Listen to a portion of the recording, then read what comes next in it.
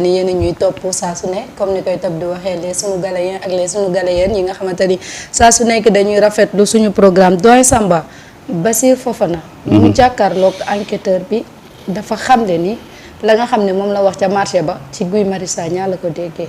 alors que ni nag ñu bëri gis nañ ni peut-être ci coowal oto bi dégguñu benn yoon foo xamante ni Guy Marius Sagna wax na ba tudd ci marché boobu ni Cheikh Gueye lañ ko jox alors moom bi ñu ko invité woon ba muy wax dafa ni maa def sama investigation man maa xam ni dañ koo jox Cheikh Gueye alors mu dem fee changé ni ci Guy Marius Sagna la ko déggee. waaw c'est dommage quand même c'est dommage que xam nga lii man Bachir Fofana suma boy la suma waay la. On a eu à partager le groupe Comme7 mu nekk populaire et puis on a de très bonnes relations mais depuis un certain temps moi je m'inquiétais un peu sur sa posture et c'est dommage que aujourd'hui tey ak li mu wax barki démb tey mu ñëwaat wax lii loolu dafay enlever benn crédibilité ci sa taxawaay parce que même bu fekkee ne sax te ñaanalu ma ko yàlla même bu fekkee ne sax tëjuñ la mais après sa crédibilité ci penc mi dafay nekk problème parce que li nga soutenir ak assurance bi nga ci àndee meloon ni ku yor scoop meloon ni ku yor révélation après tu te retrouves pour dire que ci gii laa ko déggee ça ne donne pas de crédibilité aux journalistes moo tax dañu war a def attention ci li ñuy wax dañu war di def un travail sérieux dans le discours vouloir faire du mal wala vouloir je sais pas montrer une certaine posture de journaliste radical yooyu mooy indi souvent ngay def ay erreurs te tey gis nga ko demain après s'il revient pour dire quoi que ce soit comment les gens nan la ñuy jàppee kàddoom ci penc mi nan la ñuy jàppee kàddoom moo tax il faut que les gens ñu def très attention ñu def attention ci li ñuy wax def attention ci ñi ñuy waxal parce que gis nga vouloir faire plaisir plateau bi nga toog souvent mooy indi ay dérives moytu leen et gis nga de façon générale je parle à surtout mes confrères nañu def attention ci ces gens-là qui sont tapés dans l'ombre qui n'ont pas le courage de dire ce qu'ils veulent ñuy ñëw naan la dañ lay jox ay information dañ lay jox ay dossier ak affaire yooyu nañ ko moytu fii képp ku la fi jox information rek am na un intérêt caché derrière man maa fi dul traiter le dossier jàmbur kenn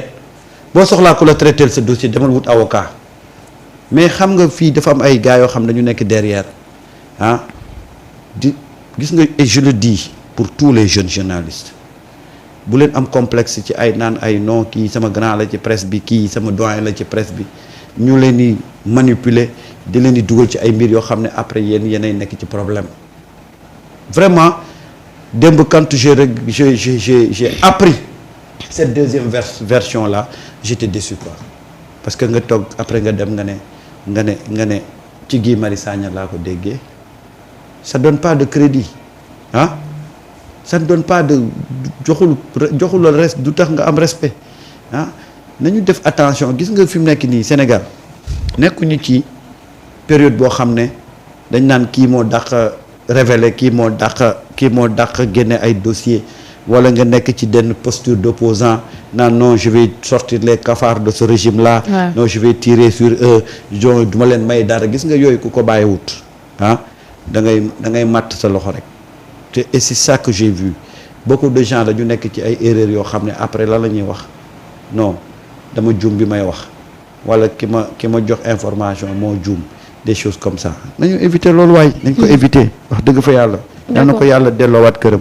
et puis mu apprendre beaucoup de ce qui vient de se passer. D'accord sëñ Aliou sa gis-gis yow tam par rapport à cette situation. damay limité wu rek juste ci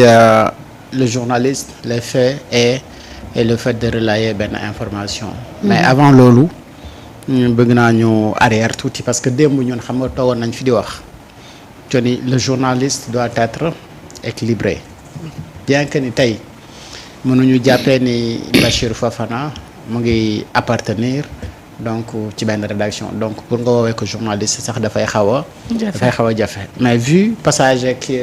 parcours bi mu am bu fekkee ni def na plus de 10 ans de journalisme on l'a rappelé démb il peut se prétendre à être un journaliste chroniqueur c'est-à-dire mu nekk un freelance di def vraiment des chroniques un peu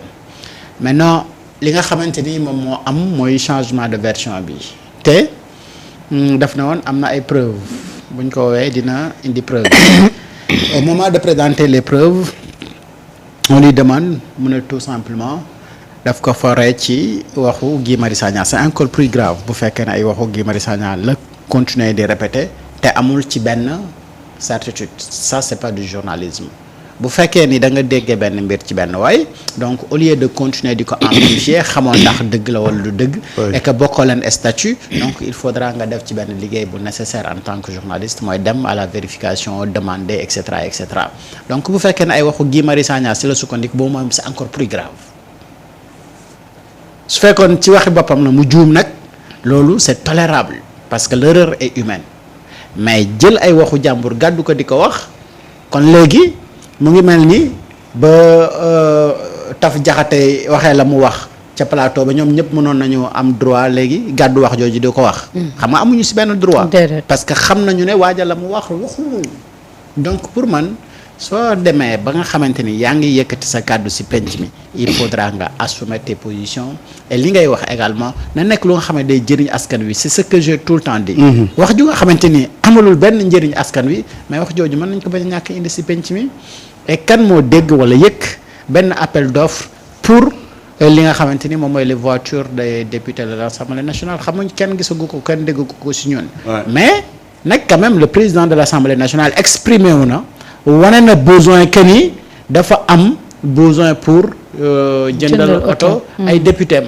léegi débat bi depuis moom mu exprimé wu besoin boobu léegi débat bi dafa posé wu. et d'ailleurs moom def na émission mu expliquer le pourquoi mu bëgg ko et ci émission boobu noonu expliquer na ci lu bëree bëri et foofu kenn waxu fa waxu marché kenn waxu fa waxu kan lañ ko jox kenn waxu fa waxu ni parce que bu fekkee yooyu am na au moins le président de l'Assemblée nationale dina wax def nañu appel d'offre ay entrepreneurs soumettre nañ d'ailleurs entreprise tel moom moo gagné marché bi dinañu fournir ay oto d'ici temps dinañu ko am voilà les conditions yu ñu teg pour ñu mën ko am mais bëgg-bëgg bi moom moo fi ne ak ni mu bëggee mu am mais par rapport ak bëgg-bëgg ak jëf am na lu nga xamante ni moom moo ci nekk mooy poser le débat mooy période bi nga xamante ni moom la ñu toll alors pour man le débat chez CESE wala ñeneen ñu mel noonu am na matière bu nga xamante ni war nañ ci mën a discuter oui on veut des voitures pour nos députés mais à quel prix ak yenn conditions et là on pose le débat parce que quand même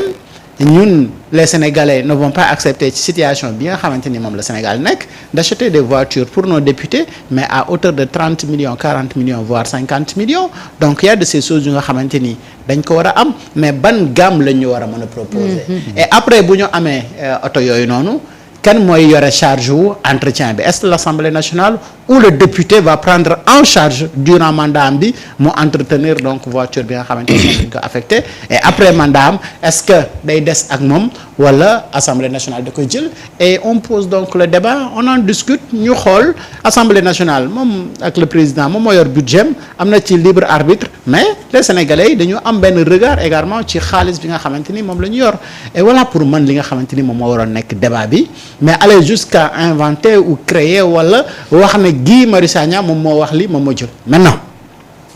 beneen problème mooy am. oui. fan la ko Guy war a xee. waaw est-ce que yor na vidéo bi koy wax waaw kañ la ko wax texte la bu mu bind wala vocal la bu mu ko envoyé wala émission bu mu toog def la loolu moom mooy question bi parce que Guy Marius Sagna li muy wax ci penc mi yëpp suba ba ngoon. mais askan wi dañ ci jot. mais version bii nga xamante ni moom la Fofana wax. ci enquêteurs yi version la bu nga xamante ni musuma dégg kenn ci sénégalais yi waxtaanee ko ndax ñun de bu amoon foog naa ne toog nañ fii wax ne Guy nee na Guy ba mu génnee. wax ci waxu voiture yi. daf ne consulté wuñ ci député yi.